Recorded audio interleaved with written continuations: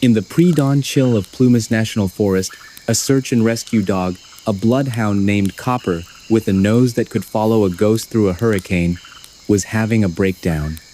He cast his head left, then right, his long ears sweeping the frosted pine needles. He whined, a low, confused sound that vibrated up the taut leash to his handler's gloved hand. He would follow the trail of boot prints, clear as day, in the damp earth, for about 15 yards, down an old, forgotten wagon road. Then he would stop. He'd circle, snuffling frantically at the cold air, his powerful lungs pulling in a universe of information, pine duff, wet stone, the scent of a passing fox, everything except the one thing that mattered. He would return to the exact same spot, the location of the last clear boot print, and whine again before finally sitting down, a gesture of profound instinctual defeat. The scent hadn't faded. It hadn't been crossed or masked. It had, for all intents and purposes, simply ceased to exist. Hey friends, you're in Dreamcatcher Stories, your cozy corner for stories that got lost along the way. Hit me up in the comments and tell me how this one hits you. Now, let's get sneaky and peek behind the curtain. Before he was a ghost story, he was a man who believed in solid things. His name was Talbot Hargreave, but everyone in the small town of Quincy, California, just called him Tal. He was in his late 30s, a lean man with a carpenter's hands and a quiet, deliberate way of moving through the world. He ran a small restoration shop, a place that smelled of sawdust and linseed oil, where he brought splintered chairs and forgotten tables back to life. He understood the logic of wood, the honesty of a well-made joint. He was not a man given to whimsy or recklessness. When Tal went into the mountains, which he did often, he moved with the same precision he used in his workshop. He preferred old canvas over high-tech synthetics, coffee boiled black in a tin cup, and the heavy silence of the ponderosa pines. He planned his routes, he checked the weather, and he always left a note under a magnet on his refrigerator, detailing his exact location and his expected return. He camped as if the forest itself were grading him on his neatness and respect. On the Friday morning, he disappeared. In late October of 2015, Mariela Quint, who ran the coffee window on Crescent Street, remembered him clearly. He'd bought a cinnamon bun and his usual black coffee, grinning at the crisp autumn air. He was heading up toward Bucks Lake, he told her, to a little spur road he knew, a place where the wind in the dogwood sounded like a river. He had a map, folded twice in his pocket. He had an orange-knobbed compass that had been his father's. He had an old film camera, a Nikon, to capture the way the frost looked on the stiff blades of meadow grass. He'd be back by Saturday night, he promised. He'd bring her a picture of a stump he'd found that was shaped like a crown. He was a man of simple plans and kept promises. The land he drove into was ancient and steeped in stories older than the logging roads he followed. The Mountain Maidu people, who have lived in these mountains for thousands of years, tell of the world maker who shaped the meadows and the peaks.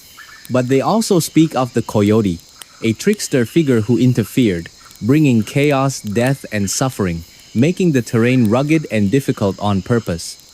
Tal drove his aging, marigold-colored truck through a landscape carved by monsters and mischief.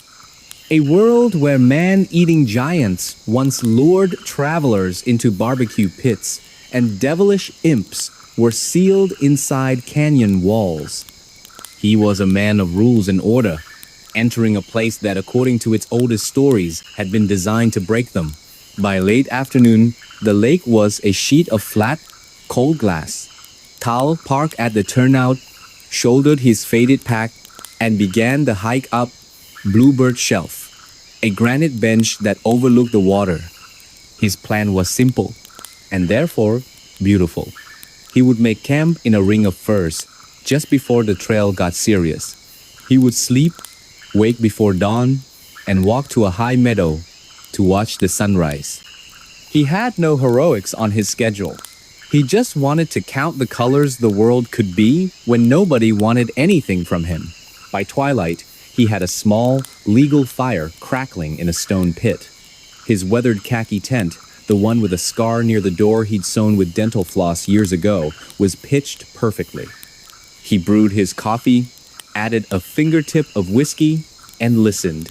The dark came on like a slow-held breath. Coyotes tuned up on a distant ridge, their voices rising and falling in a song as old as the hills, then went quiet again. The world was in its proper place. Shortly after 9, he zipped himself into his sleeping bag and closed his eyes. The first light arrived without a sound. At first, he thought it was a hiker's headlamp. Far down the slope, cutting through the trees with that familiar, searching swing. But the light was wrong. It didn't fan out or bounce with the rhythm of a person walking. It moved behind the tree trunks as if the trunks were made of smoked glass, a solid pale orb that seemed to breathe. It crossed a hollow to the east, stopped, then widened and thinned, like a coin being turned on its edge and then laid flat.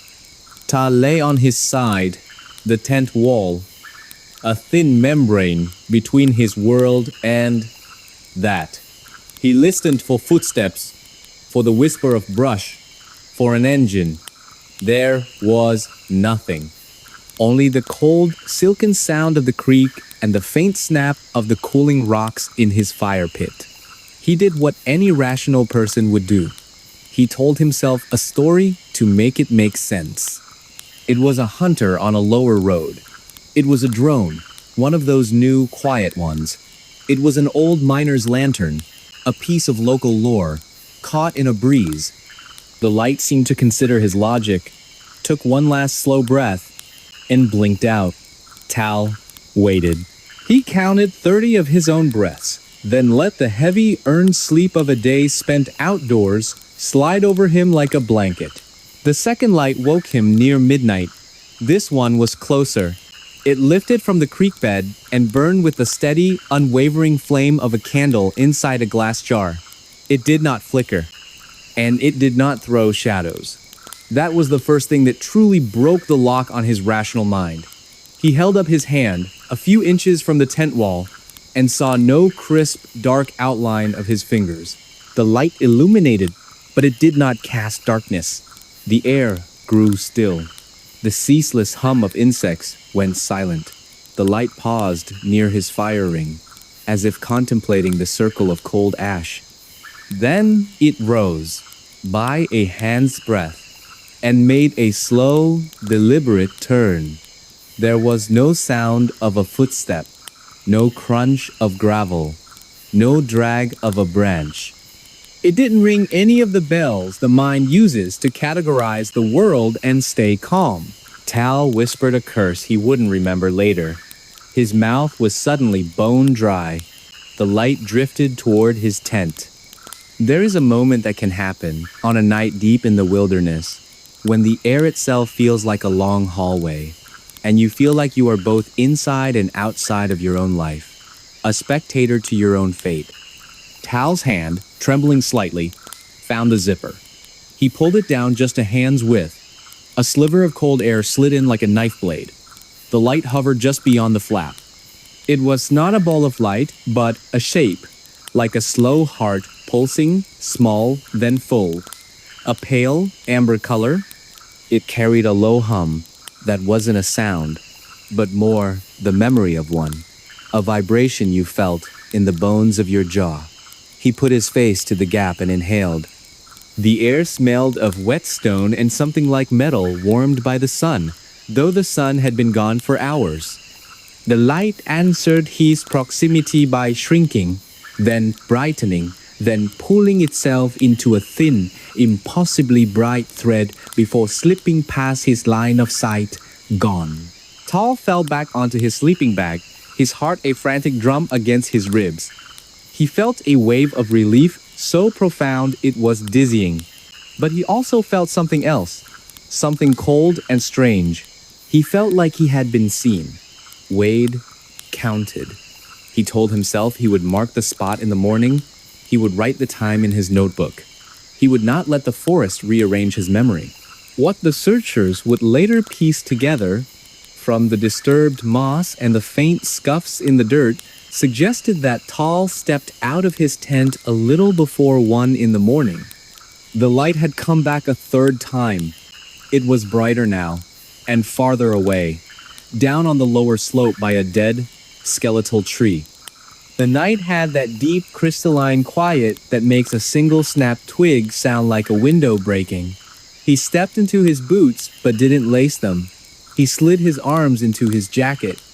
If he took his camera, no one ever found it.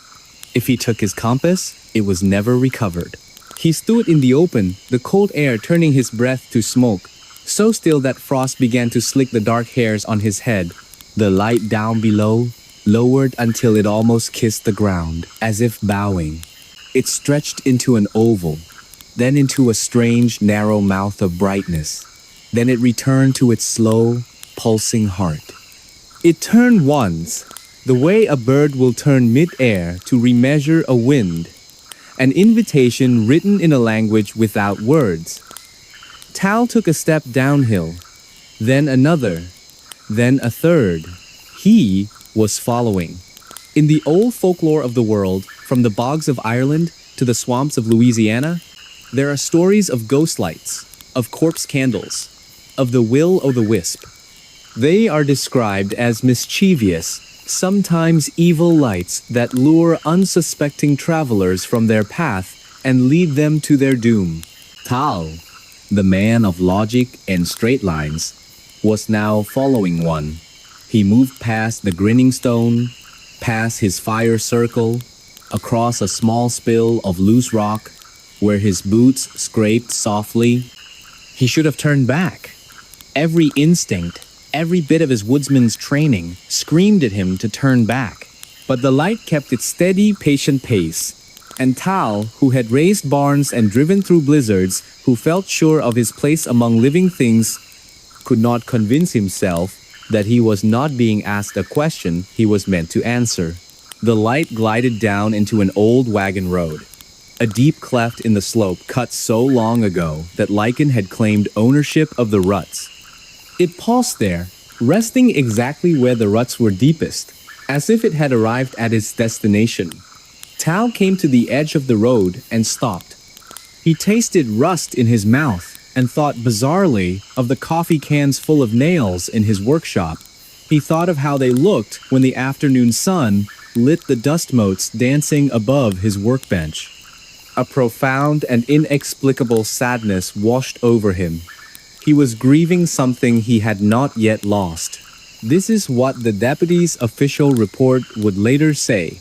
Each word a cold, hard stone dropped into a well of silence.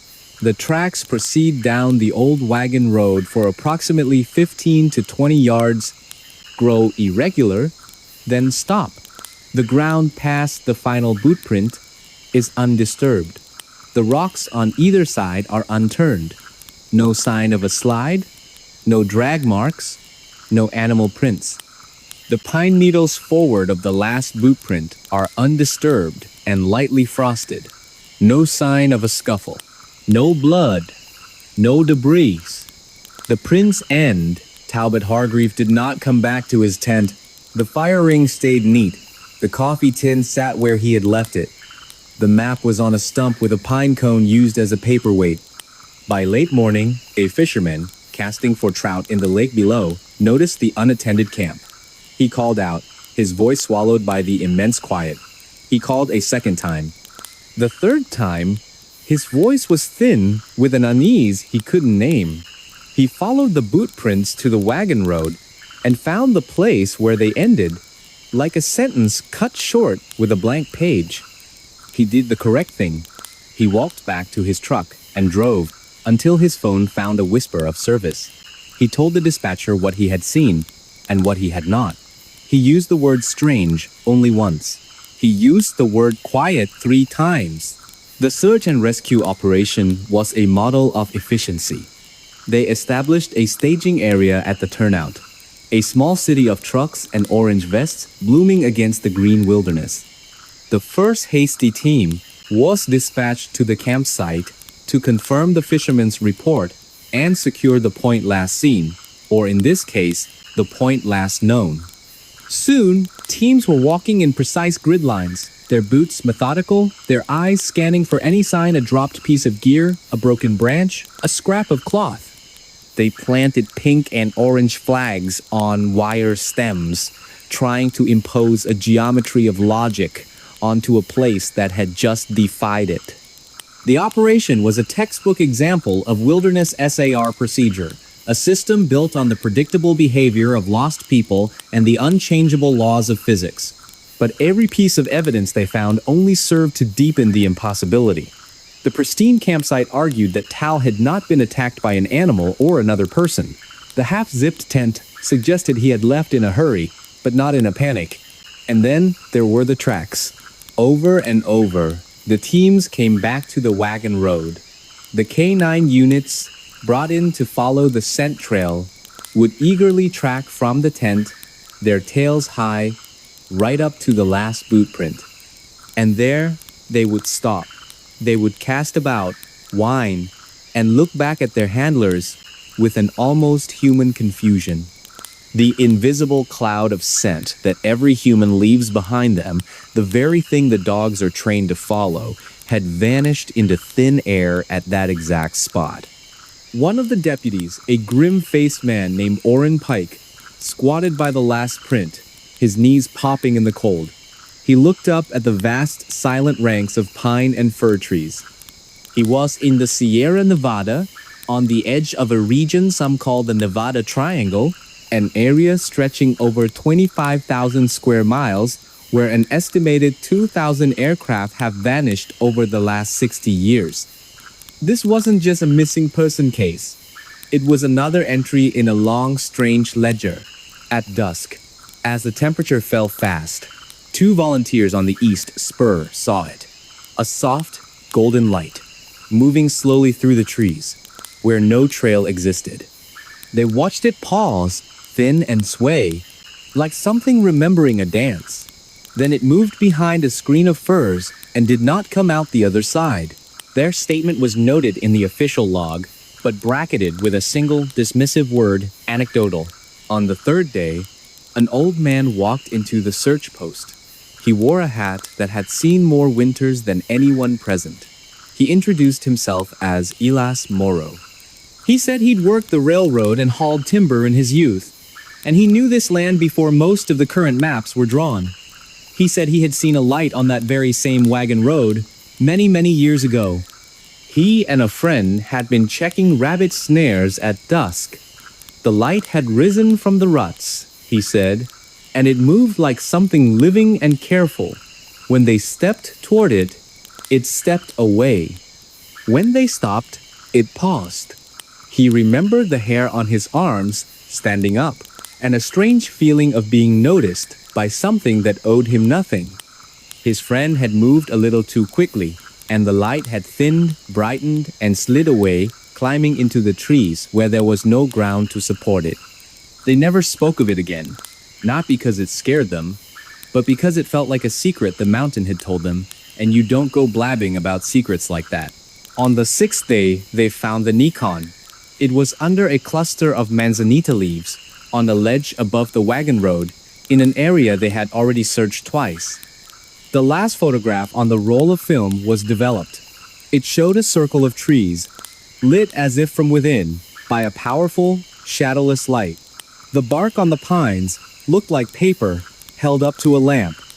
The light source itself was not visible, only the consequence of it. A photo of a presence defined only by its effect on the world around it. The search was eventually, quietly, scaled back, and then called off. Winter came, laying a white cloth over the mountains. In Quincy, the marigold truck sat in its parking spot, slowly gathering dust.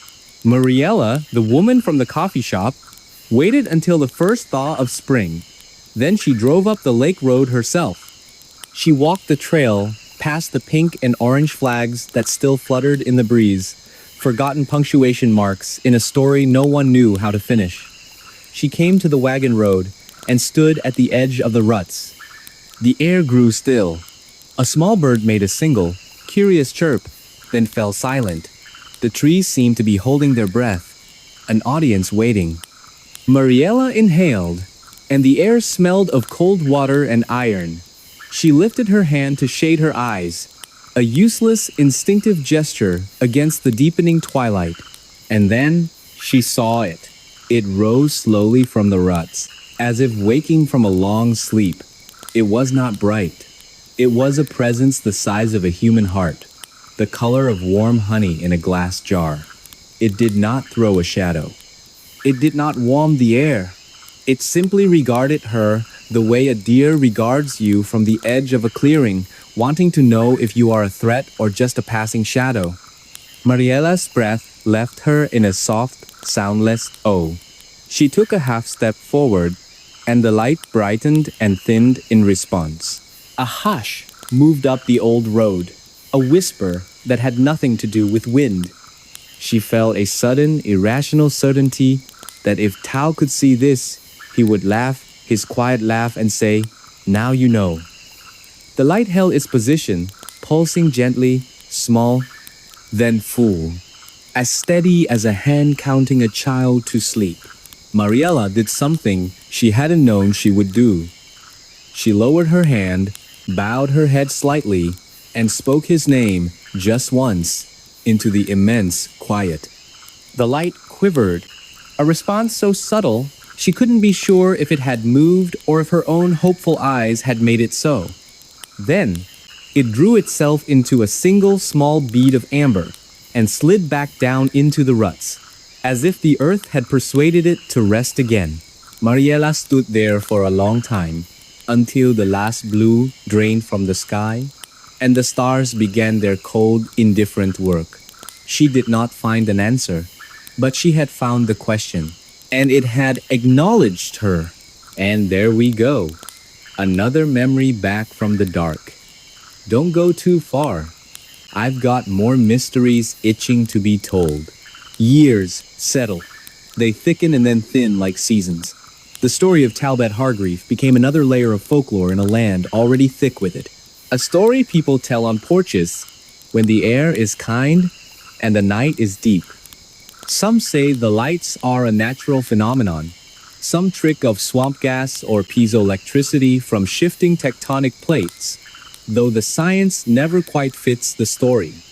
Others whisper older names, connecting them to the legends of the region, from the spirit lights of the Cherokee to the strange, interdimensional beings said to inhabit the nearby mystical Mount Shasta. What is certain is simple and hard. Talbot Hargreave walked from his tent on a clear night toward a light that moved as if it were thinking. He stepped onto an old road, and then he stepped out of our world. His footprints ended. His leaving did not. What do you think happened to Tal? Was it a will-o'-the-wisp? Something from another dimension? Or a natural phenomenon we don't understand yet? Let me know your theories in the comments below.